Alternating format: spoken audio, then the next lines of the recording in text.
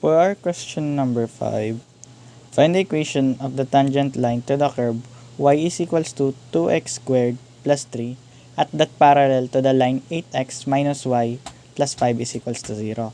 So first step po natin is gagamitin natin yung parallel line equation where 8x minus y plus 3 is equals to 0, then transpose to slope form where ang equation po natin para dyan ay y is equals to mx plus b.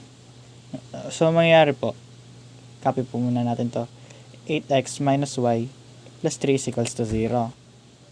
Then, substitute natin yung y. So, ang mangyayari dyan, negative y is equals to 8x minus 3.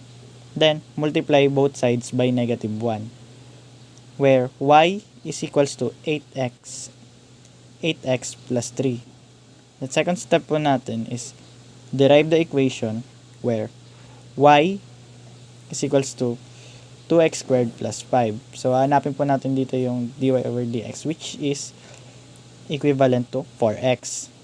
Then, step 3 natin po is substitute natin yung slope into its dy over dx. So, mangyari nun, 8 over 4 is equals to 4x over 4 and that is equivalent to 2x. Then, substitute the x into the curve equation. Y is equals to 2x squared plus 3. Then, that is equivalent to 2 times 2 squared plus 3. That is equals to 8 plus 3. So, yung y po natin is 11 na po ngayon. Then, copy all the points, then substitute it to the point slope form. Y minus y sub 1 is equals to m x minus x sub 1.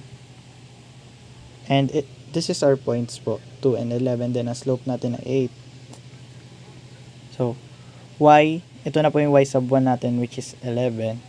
Then, that is equivalent to 8x minus squared.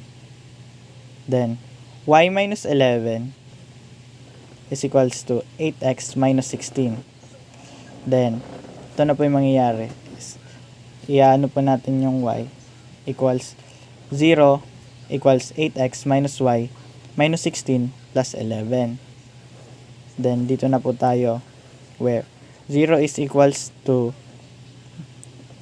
8x minus y minus 5 or 8x minus y minus 5 is equivalent to 0. And that is our tangent line equation.